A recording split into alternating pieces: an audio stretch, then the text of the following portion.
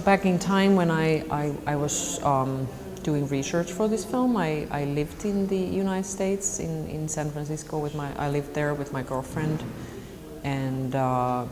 it just was a theme that I kind of also stumbled upon in my own neighborhood. I was living really near the Castro neighborhood in San Francisco, and it was something that I kind of witnessed practically every day by walking through the Castro corners. There were a lot of young people, homeless people in general, but you started noticing that many of them must belong to sexual minorities, and that of course kind of made me start thinking what might be behind this. And then I saw some small articles about surveys that some national organization, LGBT organizations had done in the US, and it had come out that something like between 20 and even 40% of homeless youth in bigger cities belong to sexual minorities, which is of course a shocking number. It doesn't match the overall population in terms of percentage of gay people in general, and that also kind of led to thinking that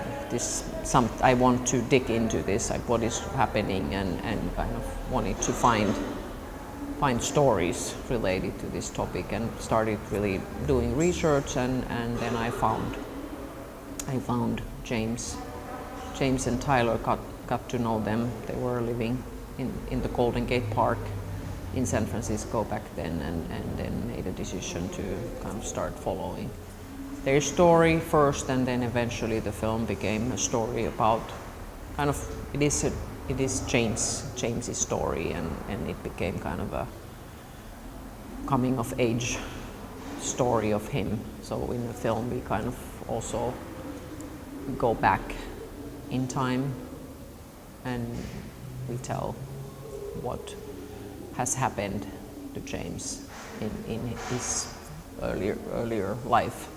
and what has led him to this situation, what has happened with the family. So it became kind of a portrait of him, but also a portrait of the family, and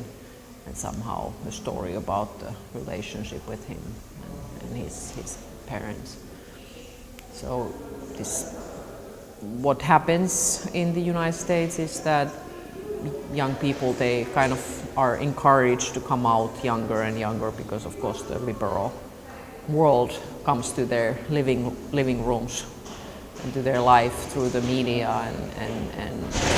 films, and every week some celebrity comes out of the closet, and it somehow they feel comfortable, but then it doesn't necessarily represent the values of their families, and that's what causes the conflict. And it's totally a different story to come out when you're 15 and end up in a conflict with your community or your family than when you're in your 20s or even 30s. And somehow this is what is going on. Thousands of young people are practically kicked out. That happens a lot, or they run away because they cannot survive in a situation, or they are not safe, or it is otherwise unbearable. And they come to these cities hoping that they will find a community and people that will help them, and it doesn't necessarily happen. And that's kind of also one thing that led me to make this film, is that somehow it's almost like self-critical or self-aware, at least, that in a city like San Francisco, it's very easy to kind of imagine that, okay, we are so post-gay and these issues are not issues anymore. And because you are kind of part of this privileged group of people that have made it, and you are there and you have money to live there. And I think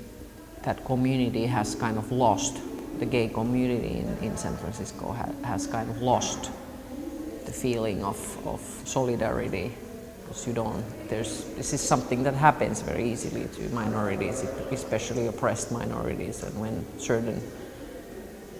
amount of people kind of make it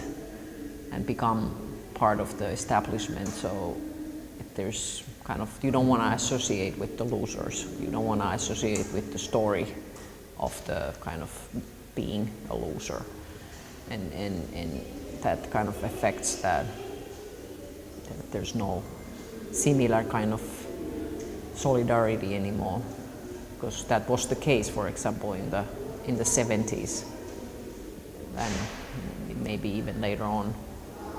In San Francisco, was everyone was more or less, didn't have money,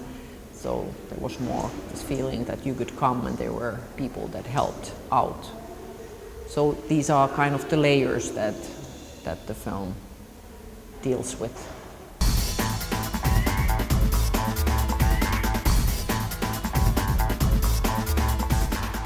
Of course, they are aware that it's like filmmaking is filmmaking. It's not like you can, I'm not even aiming at making any kind of insect studies that I would pretend that I'm not there. So it's for me, it's always a collaborative project, but then it's creating this illusion, and kind of the characters then learn how to relax in front of the camera and kind of forget it, and somehow try to make film scenes where you have this feeling of living your life.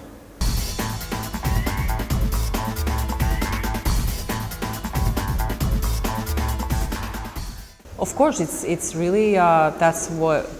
that kind of, especially in the United States, it stems from